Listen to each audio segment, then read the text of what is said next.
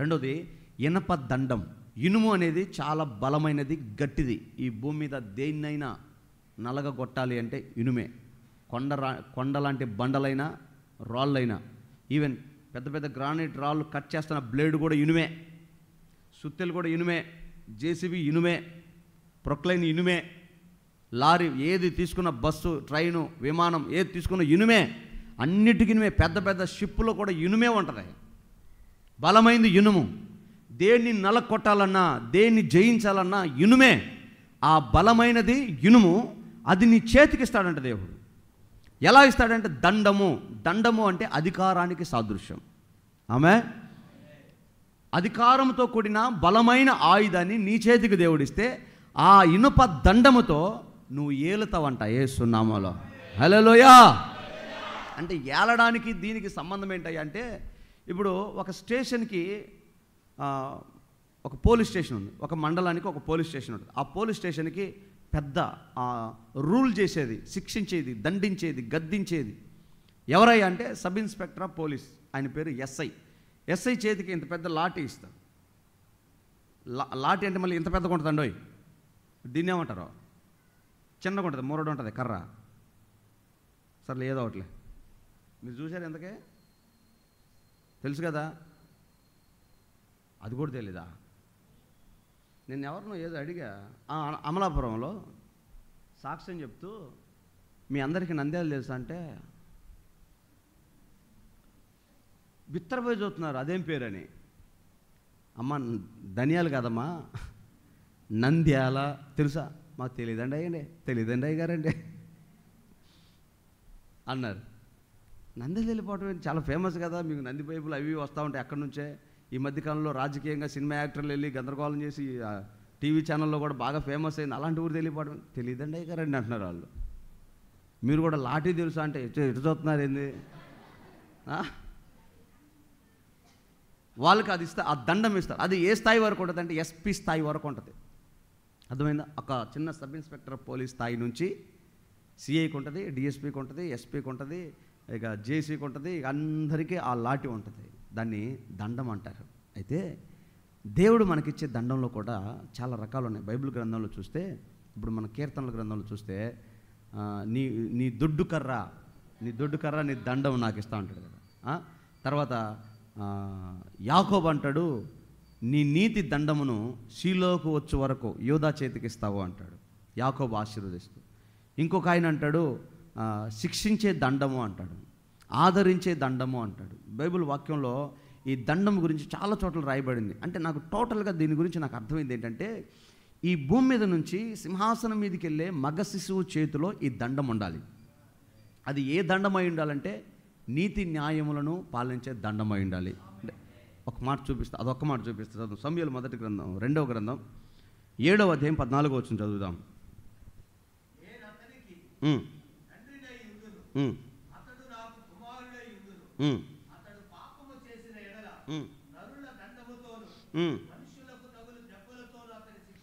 చాలండి.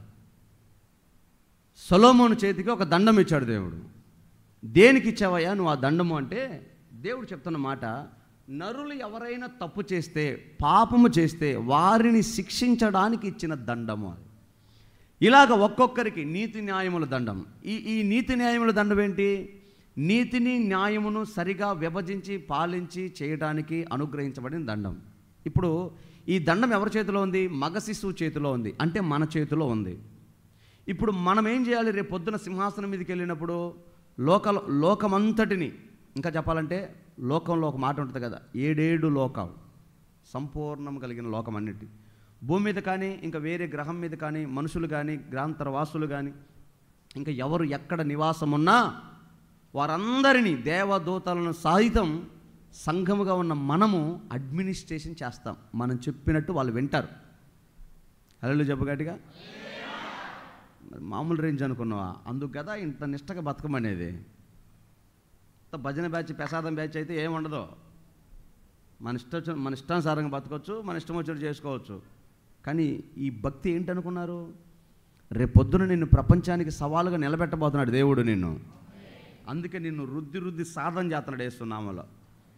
నువ్వు సూపర్ క్వాలిటీగా బయటకు వస్తే అప్పుడు ప్రపంచం చూస్తుంది, ఏమి ట్రైనింగ్ ఇచ్చిన ప్రభా, ఈ బిడ్డ ముఖం చూస్తేనే ఆ టైం లేదు, కానీ క్వాలిఫికేషన్ మాత్రం దిమ్మ తిరిగిపోతుందని. అందుకు నీకు ఈ ట్రైనింగ్, ఈ పీరియడ్ ఇది. నీతి న్యాయముల దండం నీకు ఇచ్చారు, నువ్వు ప్రపంచానికి నీతి న్యాయమును నేర్పాలి, బోధించాలి, విభజించి పాలించాలి నీతిని, న్యాయాన్ని సరిగా. కానీ నువ్వు దేవుని నమ్ముకొని సంఘమని దేవుని రాజ్యానికి ఎత్తబడుతూ నువ్వే నీతి తప్పితే, నువ్వే న్యాయం తప్పితే నీ చేతికి ఆ దండం వస్తుందా? కళ్ళు దాగిన కోతికి ఏదో దొరికిందంట. కొబ్బరి చెప్ప కాదు, AK-47. ఇంక ఎవరిని బేలిసిద్దో తెలియదు, వెంటనే సీజ్ ద షిప్ అంటది. ఏం చేస్తుందో, ఏం మాట్లాడుతుందో, ఏం జరిగిద్దో తెలియదు, గందరగోళం అయిపోద్ది. దేనికి? న్యాయము తెలియకపోతే, నీతి తెలియకపోతే. మీకు అర్థమయ్యేటట్టు చెప్పాలంటే, ఏ మాత్రం డ్రైవింగ్ అవగాహన లేనివాడికి తాళం ఇచ్చి లోపల కూర్చోబెట్టి తిప్పి స్టార్ట్ చేసి ఇంకా బోరా అంటే ఎట్లా ఉంటుందో, వాడు ఎవరిని గుద్దుతాడో తెలియదు, ఏం చేస్తాడో తెలియదు. అలా ఉంటుంది నీతి న్యాయం తప్పిన మన చేతికి దండం వస్తే. నీకేమో చచ్చిపోయే టయానికి సింహాసనానికి వెళ్ళిపోవాలి, ప్రభు రాజ్యంలో ఉండాలి, అసలు ఆ ఆశీర్వాదాలు ఏంటో, ఆ పరలోకం ఏంటో మొత్తం నా చేతికి దొరకాలట నీ ఆశ. భూమి మీద ఉన్నప్పుడు మాత్రం నీ పాపం వదిలిపెట్టవు, దుష్టత్వం వదిలిపెట్టవు, ఎదుటి వాళ్ళ గురించి దూషణకరమైన మాటలు మాట్లాడి వదిలిపెట్టవు, క్షమించవు, పాని వదిలేయవు, నీ ఇష్టానుసారం బతుకుతావు, తగ్గవు. ఆ మధ్య ఒక ఆయన రోడ్డు మీద నిలబడి కొట్లాడుతున్నాడు. ఎవరన్నా ఆయన అంటే పాస్టర్ గారు పక్కన రా పోదాం కోటానికంటే, నువ్వు పో పాస్టర్ గారు, నేను ఒక 5 నిమిషాలు అలాగ వస్తా. అమ్మా గట్టిగా వెళ్ళు చెప్పండి. మీటింగ్ స్టార్ట్ అవుతుంది, నేను కారు వేసుకొని వెళ్ళాను, పాస్టర్ గారు రోడ్డు మీద ఉన్నాడు సఫారీ వేసుకొని. సఫారీ అంటే తినేది కాదు, లేని పని, అది చినిగిపోయిన ఉంటాయి కదా, చినిగిపోయిన డ్రెస్ ఒకటి ఉంటుందిగా, ఈ పోలీసు వాళ్ళు వేసుకొని తిరుగుతూ ఉంటారు గన్మెన్లు అంతా. ఆ డ్రెస్ వేసుకొని ఉన్నాడు, గుర్తుపట్టి అయ్యా వందనాలు రా పోదాం కోటానికి, పెద్ద తగాదా జరుగుతుంది అక్కడ. ఈయన అంటాడు, ఒక ఆయన రెక్కబట్టుకొని రా పోదాం అంటాడు, ఆయన పాస్టర్ గారు నువ్వు వదిలే వీడి సంగతి నేను తేలుతా అంటాడు. నేను పిలిచి రా పోదాం కోటానికంటే, మా సంఘ పెద్ద అయ్యా, ఆయన లేకపోతే ఎట్టా, నేను ఆయన తీసుకొని వస్తాను నువ్వా అని. సరే ఇట్ట కాదని చెప్పి నేను డోర్ దిగి ఏంది గొడవ అన్న. సంఘ పెద్ద 20 అడుగుల రోడ్లో 3.5 అడుగు మెట్లు కట్టిండు.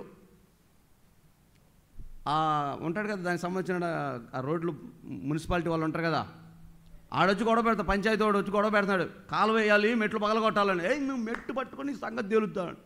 నువ్వు చేసిందే తప్పుడు పని, నీతి లేదు, న్యాయం లేదు, అన్యాయం, అక్రమ కట్టడం అది.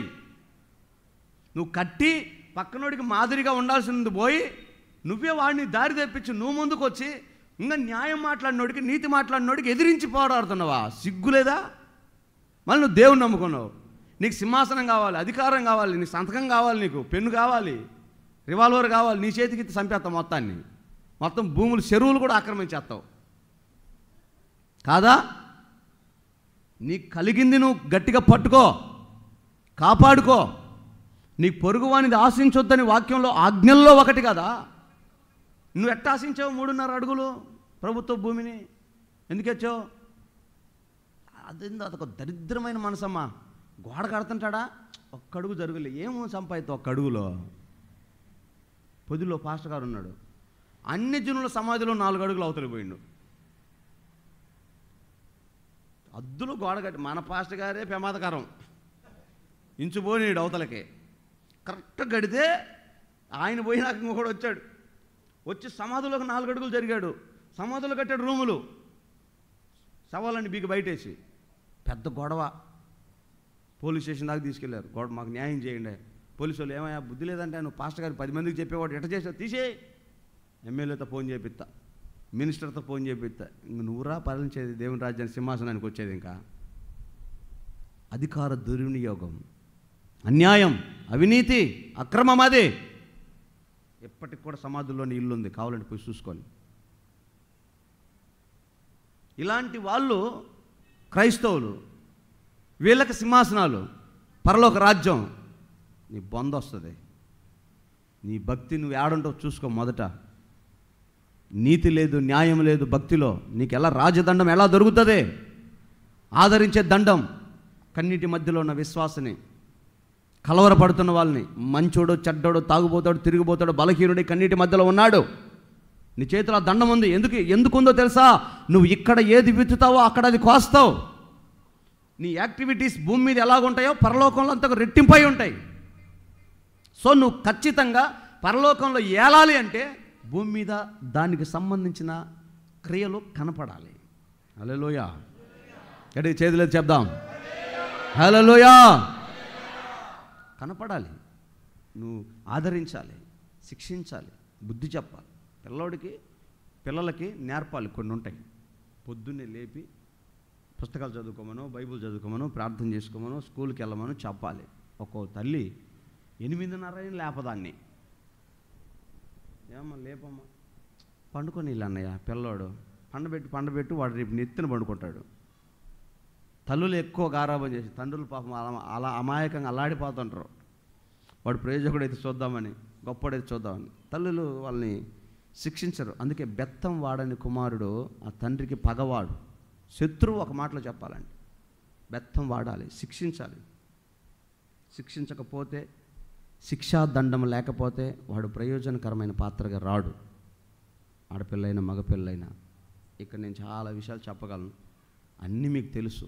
మరలా జ్ఞాపకం చేస్తున్నా, శిక్ష మంచిదే. కడుపులో గడ్డలు వచ్చినాయి, కోసి తీయాల్సిందే, ఇంక వేరే ఆప్షనే లేదు. నీ శరీరమైనా కొయ్యాల్సిందే, నీ బిడ్డ శరీరమైనా కొయ్యాల్సిందే, తీసేయాల్సిందే. అది శిక్షాదండం.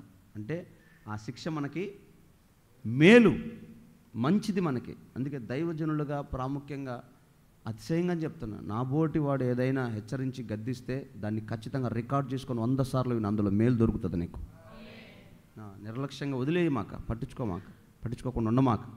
దాన్ని పట్టుకో. ఎందుకు ఈ మాట చెప్పారో, నాకు ఎంతవరకు ఉపయోగం అని తీసుకో. మూర్ఖంగా మాట్లాడి మన జాన్సన్ అనే కదా అని వదిలేసావనుకో, ఇంకా నీ ఇష్టం. ఎందుకంటే రేపు పరలోకంలో నా మట్టుకు నేను సేఫ్. What about you? నీ గురించి ఏంటో నువ్వు ఆలోచన చేసుకో. అందుకని ఆ దండం, ఇనప దండం, ఎందుకంటే ఆ దండానికి బలం ఎక్కువ. ఎంతటి దానినైనా నలగొట్టగలదు, పగలగొట్టగలదు, ఏదైనా చేయగలదు. ఆ దండం, అది ఇనప దండం. అది సంఘంలో మగ శిశువు చేతికి దొరుకుతుంది. వేస్తున్నాము. ఆమేన్.